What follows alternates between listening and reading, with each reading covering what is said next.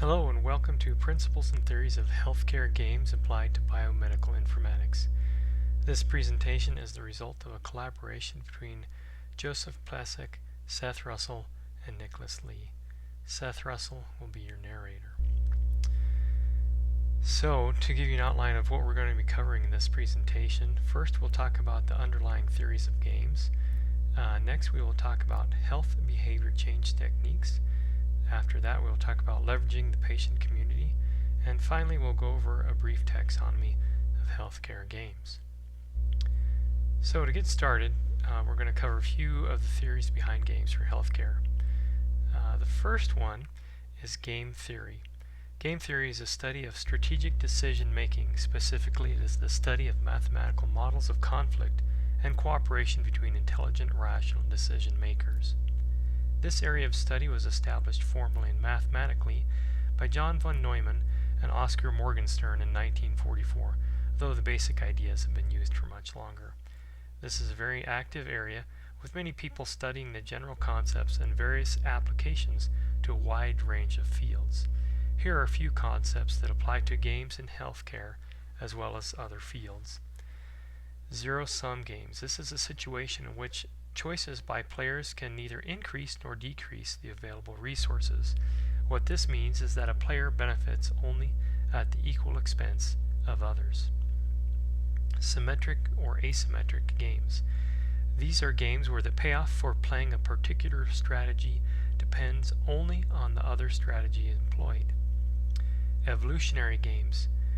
These theories consider games involving a population of decision makers changing over time and is similar to what occurs naturally in biological domains. Nash equilibrium. This is where a strategy for individuals reduce risk based on choice or choices of others in order to find a reliable outcome, though may not be a globally optimal solution. An example of game theory is the prisoner's dilemma. This is commonly studied in beginning psychology courses.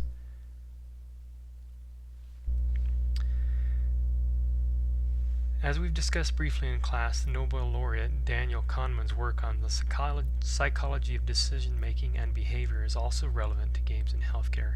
Decision theory is a model of how people actually make decisions, as well as how to help people make decisions.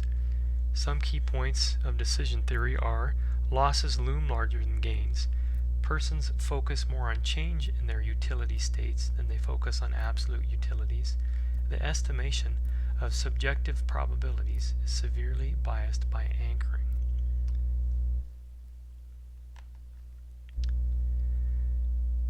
Another area is coopetition.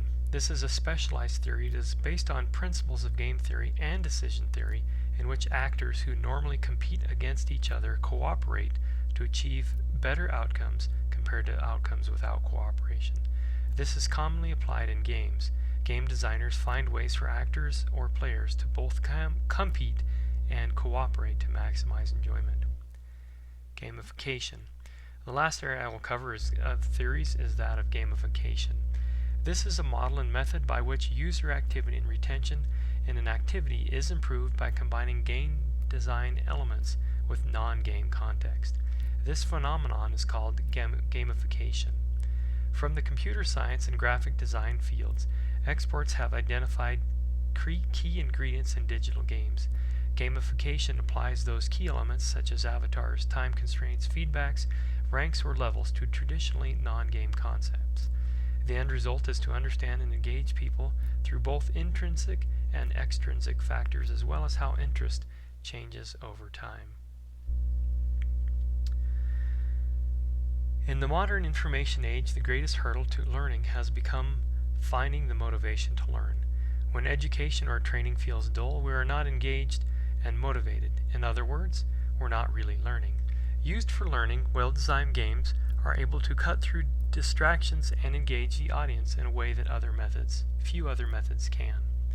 Behavioral theories tend to focus on extrinsic motivation, such as rewards, while cognitive theories deal with intrinsic motivation, for example, goals. Most behavior change theories view motivation as a result from physiological drives and the rewards that fill them. Developed by psychiatrist William Glasser, choice theory states that we are motivated by a never-ending quest to satisfy the following 5 basic needs woven into our genes: to love and belong, to be powerful, to be free, to have fun, and to survive. Games have obvious ability to help people have fun while learning, while sometimes filling some of the other needs as well. In the cognitive theory of achievement, motivation is to achieve a function of the individual's desire for success, the expectancy of success, and the incentives provided. For example, students with a high need to achieve obtain better grades in courses which they perceive as highly relevant to their career goals. This means that only providing incentives will work best on those who already desire and expect to achieve success. The challenge then is to create a learning environment that fosters the expectation and desires to learn inside every student. To create this intrinsic motivation, a teacher needs to engage the player's need to overcome challenges, explore fantasy, and have a curiosity in a subject. Providing a challenge for the learner should help them form goals that will lead them toward mastery of the subject. It should give them a sense that there is still more that needs to be done. However, it should not be too challenging because studies show that in general people prefer tasks of intermediate difficulty.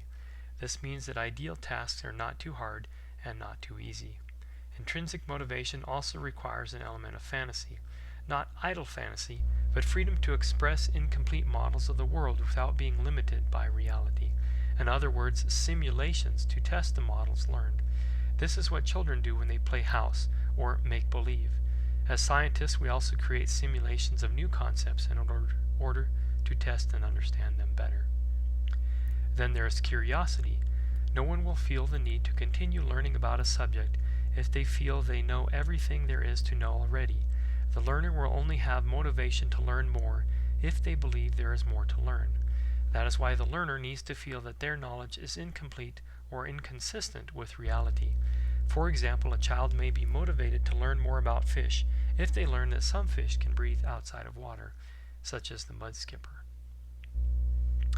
This table shows how game-based learning incorporates the major advantages of both traditional lectures and hands-on training. Game-based learning is cost-effective and low risk, unlike, for example, safety training using live machinery. Perhaps even more important, there are significant learning advantages. Learners can enact a precise set of circumstances multiple times, exploring the consequences of different actions. In addition, well-designed games permit learning experiences that aren't possible in real life. Games represent an active, realistic learning environment. The focus is on learning through consequences to apply the right knowledge at the right time. Learning, in this sense, doesn't mean rote memorization. It means acquiring the skills and thought processes needed to respond appropriately under pressure in a variety of situations. We don't need more time in the classroom to learn how to think and perform in the face of real-world challenges. We need effective, interactive experiences that motivate and actively engage us in the learning process. This is where game-based learning excels. Recently, healthcare organizations and medical schools have begun to rely on games and simulations, and practice on these tools is now encouraged or even required. For example, the FDA now requires virtual reality training for placement of some students, and many medical schools have established centers dedicated to simulation training. Escape from Diab is a serious video game adventure in healthy eating and exercise. Results from a Baylor College of Medicine clinical trial showed that children who played Escape from Diab increased their fruit and vegetable intake by a full serving a day and were more physically active than those visiting traditional health websites for kids. These behavior changes are comparable to or better than those reported in the literature with children. According to the Gartner Health Analytics Hype Cycle in 2014, a new area of patient engagement and persuasion analytics was on the rise. This new area could benefit from adapting game methodologies. Primarily, education and information for the patient are among the most important elements for improvement, and not just more, but precise and relevant information. Beyond this, motivation is a powerful tool that can be used in the patient engagement process to help persuade and inspire improved patient behaviors. Massive amounts of data are continuously being created by the next generation digital imaging, sensing, and lab-on-a-chip technologies. Furthermore, the increased use of electronic health records, the widespread use of the internet for patient-to-patient recommendations, and digitization of what was previously only stored on paper is creating a big data problem. So what is this big data problem? The performance, training, and the number of available human experts do not scale as fast as Moore's law. As an aside for those that aren't familiar with Moore's law, it is briefly that for over 3 decades, the number of transistors in integrated circuits has been doubling approximately every 18 months. Quite interestingly, similar exponential growth trends exist in areas such as the number of pixels of resolution for mobile phone cameras, as well as the cost of sequencing an entire human genome. Second, the challenge in building large data sets for automated analysis lies in sourcing medical experts with enough time to annotate text at a reasonably low cost. Finally, medical care is expensive, and we need to find new ways to reduce costs. As documented by McLean et al. In the Journal of American Medical Informatics Association and Manvadi and others in Games for Healthcare Journal, one solution that has proven to work is crowdsourcing of analysis. So, what are some general principles of crowdsourcing? The basic idea behind a crowdsourcing platform is to 1. Break the task of interest into smaller pieces that can each be completed in a relatively short amount of time. 2. Distribute these pieces of the problem to individual humans through a convenient medium, such as the internet. 3. Combine the collective responses of the individual participants to yield an optimal solution. So, how does this work? Shouldn't we only allow experts to solve our big data problems or our healthcare problems? One line of literature emphasizes knowledge related to benefits, suggesting that drawing on a large and diverse base of knowledge, skills, and pre-existing solutions can increase the likelihood that a given problem is solved, reduce the time required, and lead to more valuable outcomes. A second line of work suggests that involving the crowd can yield motivational benefits in that its members are often driven by different motivations than workers in traditionally employment relationships and may be willing to work for lower pay or even for free. Lastly, it is possible to make use of the inborn pattern recognition capabilities of humans to solve tasks that would be difficult and time-consuming to solve by computers. So this also relates to presentations in the class by Dr. Hurdle and others where the human plus the computer is better than the human alone. Also, the human plus the computer is better than the computer alone. How does one validate a crowdsourced solution? One common approach that is used in other areas such as statistical modeling is to take a portion of the data set and have human experts such as nurses, physicians, etc. depending on the problem domain, provide a solution and then compare their answers to the crowd decision consensus.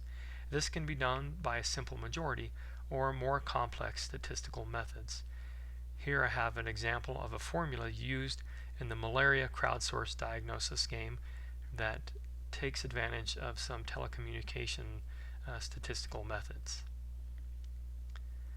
As a brief example of how this actually works and has been used in the field of biomedical informatics, Dr. Zheng here at the U of U has been doing this related to the Glyph project.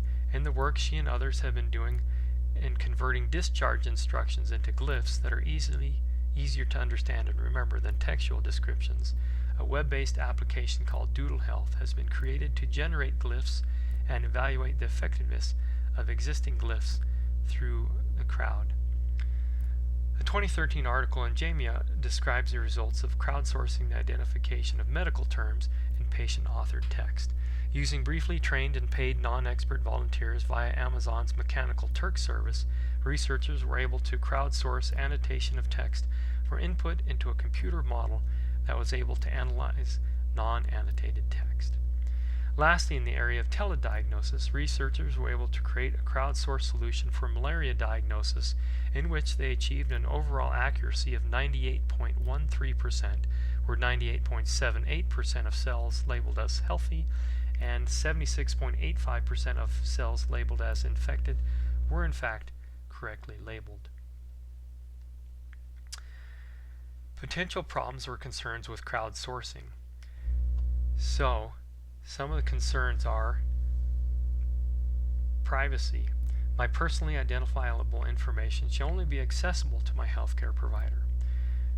Note, this problem is no different than that faced by all healthcare analysis problems, but the scope is broader due to the unknown nature of participants providing the analysis. One solution is to use publicly available information, such as what is found on publicly available internet forums. Another solution is to use de-identified data. For example, images of cells that are not labeled at all from the game player's perspective. The system knows what image is presented and is able to tie that back to a unique record.